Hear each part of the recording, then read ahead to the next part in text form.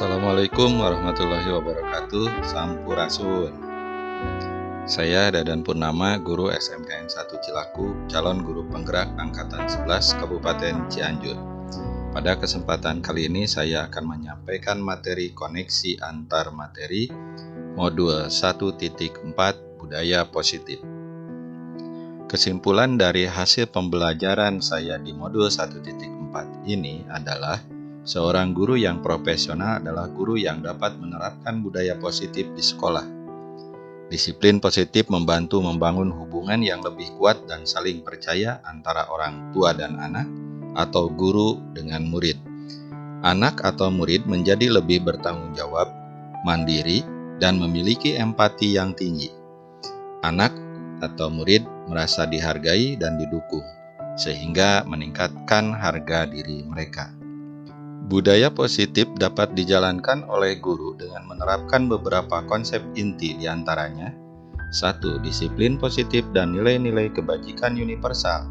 2. Motivasi perilaku manusia berkaitan dengan hukuman dan penghargaan. 3. Keyakinan kelas atau sekolah berdasarkan kebajikan universal. 4. Kebutuhan dasar manusia. 5. Posisi kontrol guru. Dan yang terakhir yang keenam adalah segitiga restitusi. Disiplin positif, pendekatan dalam mendidik dan membimbing murid yang berfokus pada pengembangan karakter dan tanggung jawab diri tanpa mengandalkan hukum fisik atau emosional. Menciptakan lingkungan yang kondusif bagi murid untuk belajar, tumbuh, dan berkembang menjadi individu yang mandiri, bertanggung jawab, dan bahagia. Dapat meningkatkan harga diri, motivasi intrinsik, dan kemampuan memecahkan masalah pada murid. Kedua adalah motivasi perilaku manusia. Perilaku manusia terdiri dari 1. Untuk menghindari ketidaknyamanan dan hukuman. Kedua, untuk mendapatkan imbalan atau penghargaan dari orang lain. Ketiga, untuk menghargai nilai-nilai kebajikan diri sendiri dengan nilai-nilai yang mereka percaya. Apabila siswa atau murid untuk menghindari ketidaknyamanan dan hukuman dan untuk mendapatkan imbalan atau penghargaan dari orang lain, berarti masih muncul motivasi secara ekstrinsik. Sementara yang kita ciptakan adalah motivasi intrinsik, di mana murid dapat menghargai nilai-nilai kebajikan diri sendiri dengan nilai-nilai yang mereka percaya, dengan cara menghindari hukuman dan pemberian penghargaan berlebihan, untuk meminimalisir motivasi ekstrinsik pada murid. Ketiga, keyakinan kelas atau sekolah adalah seperangkat nilai dan prinsip yang disepakati bersama oleh seluruh anggota komunitas belajar, guru, siswa, dan kadang-kadang orang tua, untuk menjadi pedoman dalam berperilaku dan berinteraksi di lingkungan kelas atau sekolah. Dapat dinyatakan dalam kalimat positif dan berfokus pada perilaku yang diharapkan, berlaku untuk semua anggota kelas tanpa terkecuali, sesuai dengan nilai-nilai yang dianut oleh sekolah dan masyarakat, mudah dipahami dan diingat oleh semua orang, dan dapat diamati serta dinilai keberhasilannya. Contoh keyakinan kelas berdasarkan nilai kebajikan universal, yaitu hormat. Bisa dirumuskan dengan kata, kami saling menghormati pendapat, perbedaan, dan keunikan satu sama lain. Tanggung jawab dapat dirumuskan dengan kata, kami bertanggung jawab atas perkataan dan perbuatan kami. Jujur dapat dirumuskan dengan, kami selalu jujur dalam segala hal. Peduli dapat dirumuskan dengan kata, kami peduli terhadap teman dan lingkungan sekitar. Kemudian kerjasama dapat dirumuskan dengan kami bekerja sama untuk mencapai tujuan bersama. Disiplin dapat dirumuskan dengan kata kami disiplin dalam mengikuti aturan dan tata tertib kelas. Selanjutnya adalah kreatif dapat dirumuskan dengan kami berani berpikir kreatif dan mencoba hal-hal baru. Yang terakhir adalah saling membantu dapat dirumuskan dengan kata kami saling membantu ketika ada teman yang membutuhkan. 4 adalah kebutuhan dasar manusia. Yang pertama adalah kebutuhan fisiologis, kebutuhan untuk bertahan hidup secara fisik. Ini adalah kebutuhan yang paling mendesak. Jika kebutuhan ini tidak terpenuhi, manusia akan sulit untuk memikirkan hal lain. Dan yang kedua adalah kebutuhan kasih sayang dan rasa diterima.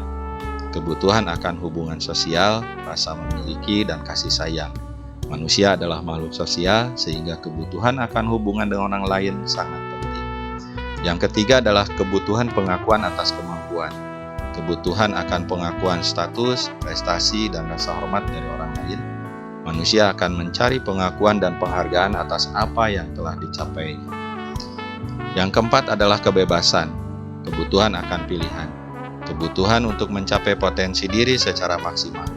Manusia akan merasa terdorong untuk mencapai potensi penuhnya. Dan yang terakhir adalah kebutuhan dasar kesenangan. Kebutuhan untuk merasa senang. Kesenangan muncul karena rasa aman, mendapat perlindungan dari bahaya baik fisik maupun psikologis.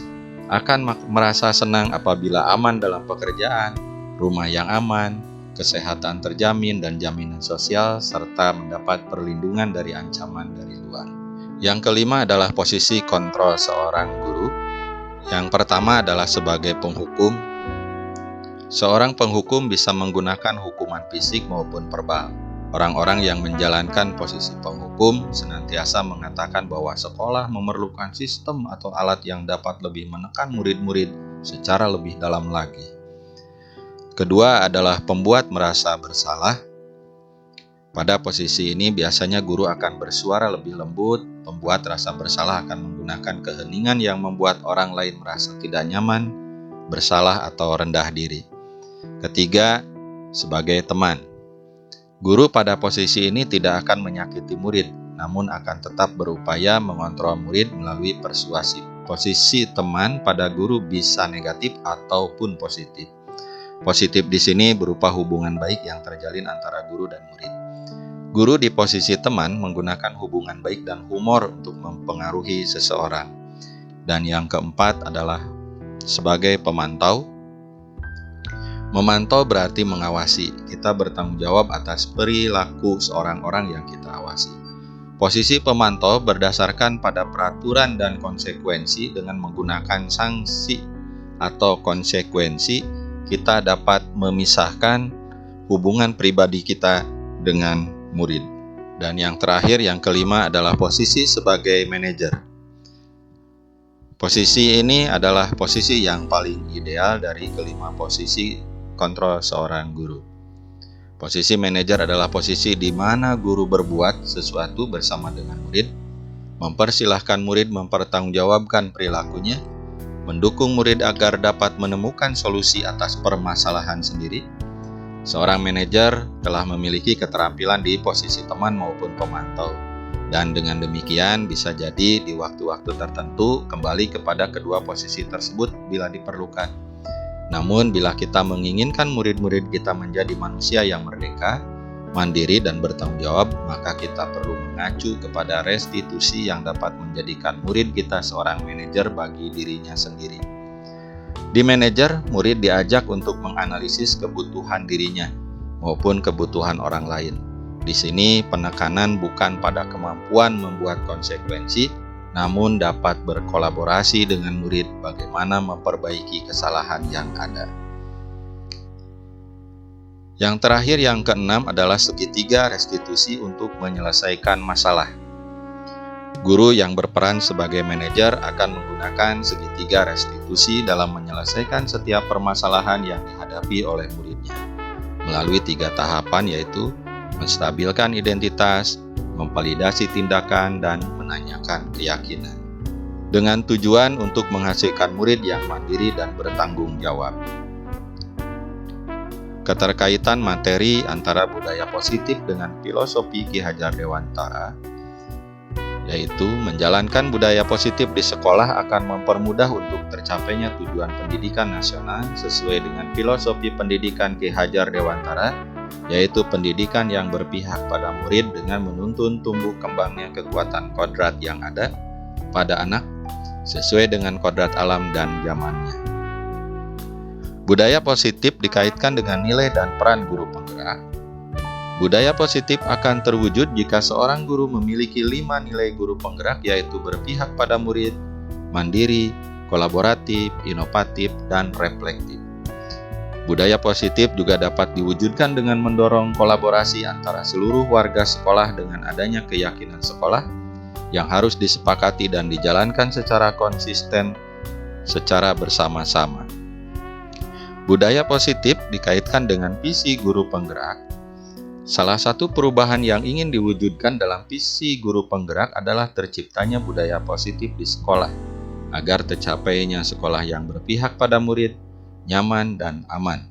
Untuk mewujudkan visi guru penggerak tersebut, yaitu dengan membuat prakarsa perubahan yang sesuai dengan filosofi pendidikan Ki Hajar Dewantara dan profil pelajar Pancasila. Refleksi. Saya sudah mengerti dan memahami konsep-konsep inti pada modul budaya positif berkaitan dengan disiplin positif, kebutuhan dasar manusia, motivasi perilaku manusia, berkaitan dengan hukuman dan penghargaan, keyakinan kelas atau sekolah berdasarkan kebajikan universal, posisi kontrol guru, dan segitiga restitusi dalam penyelesaian masalah. Seluruh konsep inti tersebut sudah diresapi dalam jiwa untuk diwujudkan dalam tindakan dan dibagikan kepada seluruh warga sekolah. Hal yang menarik bagi saya dan di luar dugaan adalah ketika mempelajari motivasi perilaku manusia yang berupa imbalan atau penghargaan. Ternyata hal tersebut dapat berakibat dan berdampak kurang baik pada murid karena bersifat menghukum dan mematikan kreativitas, mengurangi ketepatan dan menurunkan kualitas, serta dapat merusak hubungan dan memunculkan kecenderungan motivasi ekstrinsik.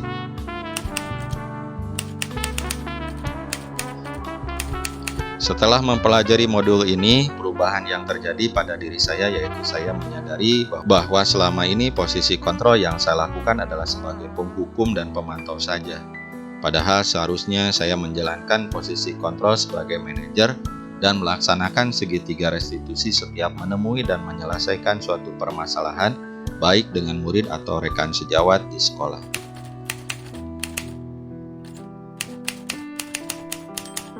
Saya pernah menangani murid yang berkelahi pada saat pembelajaran praktik dan siswa yang loncat pagar untuk masuk ke lingkungan sekolah. Saya mencoba menangani masalah tersebut dengan langkah-langkah segitiga restitusi, yaitu menstabilkan identitas, memvalidasi tindakan, dan menanyakan keyakinan.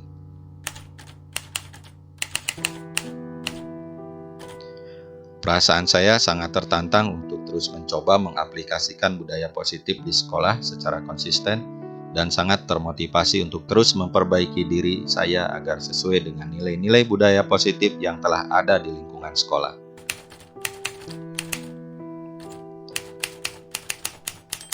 Menurut saya, hal yang sudah baik dalam penerapan konsep budaya positif di sekolah yaitu sudah adanya keyakinan kelas atau sekolah dan sudah munculnya motivasi intrinsik pada diri murid untuk melaksanakan budaya positif sesuai dengan nilai-nilai kebajikan universal yang telah diyakini tersebut. Hal yang harus diperbaiki menurut saya adalah posisi kontrol guru termasuk diri saya yang harus bergeser menjadi guru yang melaksanakan posisi kontrol sebagai manajer.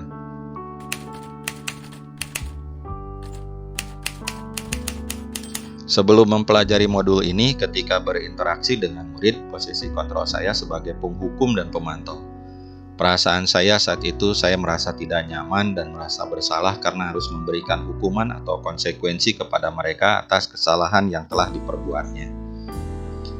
Setelah mempelajari modul ini, ketika berinteraksi dengan murid, saya mulai menerapkan posisi kontrol sebagai manajer dalam menyelesaikan permasalahan murid.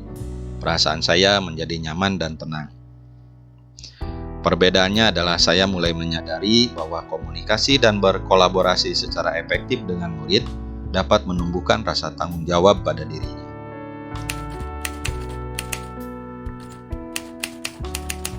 Pernah, tapi saya tidak mengetahui bahwa hal tersebut merupakan tahapan segitiga restitusi, dan mungkin hanya melakukan satu tahapan saja, yaitu memvalidasi tindakan. Dengan contoh pertanyaan, apa alasan kamu melakukan hal tersebut? Atau pernyataan, menurut kamu, apakah melakukan hal tersebut benar?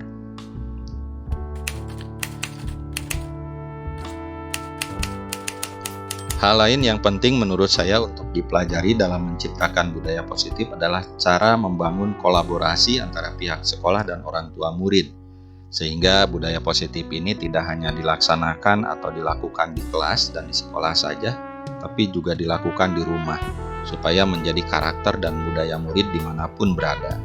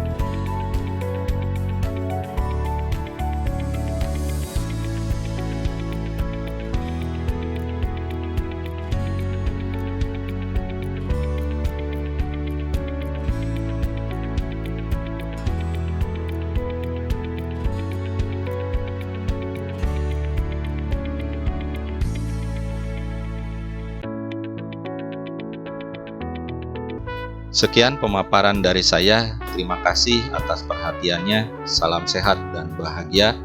Wassalamualaikum warahmatullahi wabarakatuh.